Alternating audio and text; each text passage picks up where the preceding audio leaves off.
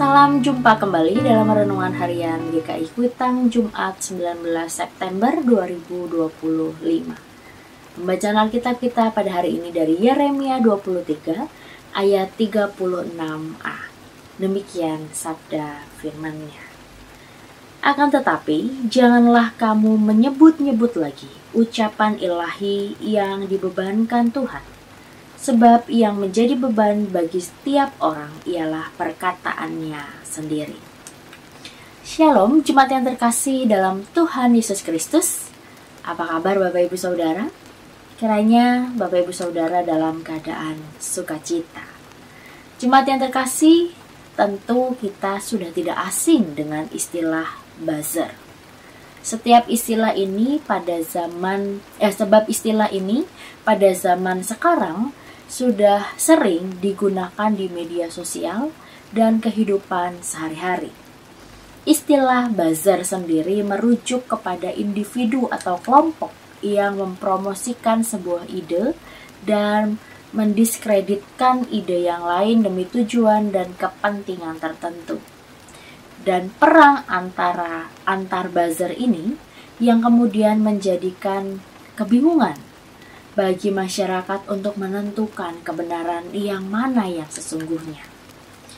Di sini masyarakat perlu untuk menelisik lebih dalam sehingga mengetahui mana yang benar dan mana yang salah.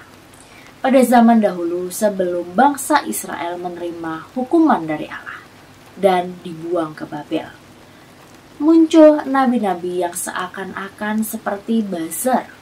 Mereka tidak mau mengerti dengan kondisi yang sedang terjadi dan justru menceritakan hal-hal yang sebaliknya. Kondisi sebelum pembuangan ke Babel penuh dengan ketidakadilan dan kesenjangan sosial. Akan tetapi banyak nabi dan pemimpin pada saat itu yang mengatasnamakan pesan dari Allah bahwa kondisi mereka sedang baik-baik saja. Hal inilah yang kemudian oleh Yeremia ditentang habis-habisan. Mereka, nabi-nabi yang mengatasnamakan Allah dalam nubuat palsu mereka akan menerima hukuman. Di sini Yeremia mengajak umat Israel untuk lebih teliti dalam menyerap informasi dan nubuat dari nabi-nabi yang mereka dengar. Yeremia mengajak umat Israel melihat bahwa situasi saat itu sedang tidak baik-baik saja. Umat Israel diajak untuk kembali kepada Allah. Tetapi para tokoh dan para nabi palsu saat itu mengatakan sebaliknya.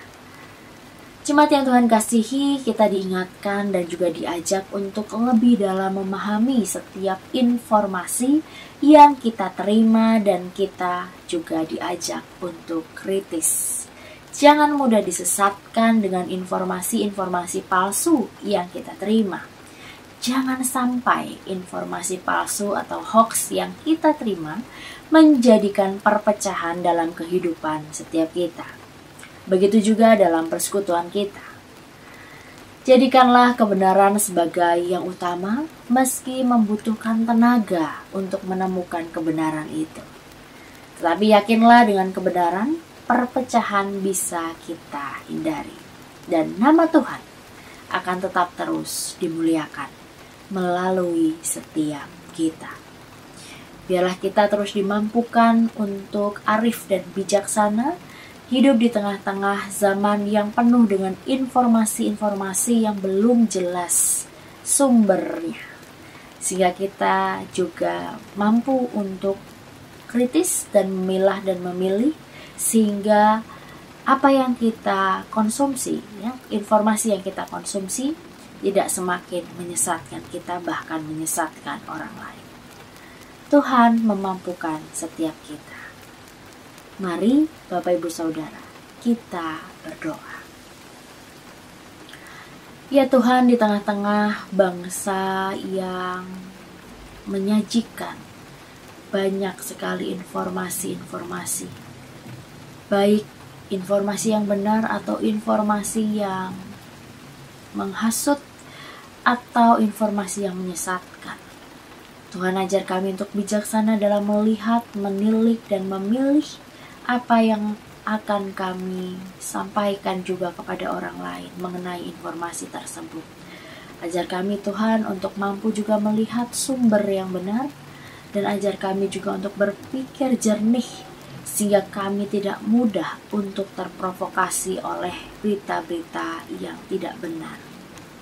Mampukan kami ya Tuhan untuk memelihara hati dan pikiran kami sehingga tetap terfokus dan terpaut hanya kepada Tuhan saja, Sang kebenaran yang sejati. Dalam nama Tuhan Yesus Kristus kami percaya Tuhan memampukan kami untuk bersikap arif dan bijaksana. Kami mengakhiri doa ini dengan Tuhan yang terus memimpin dan menuntun setiap kami. Amin.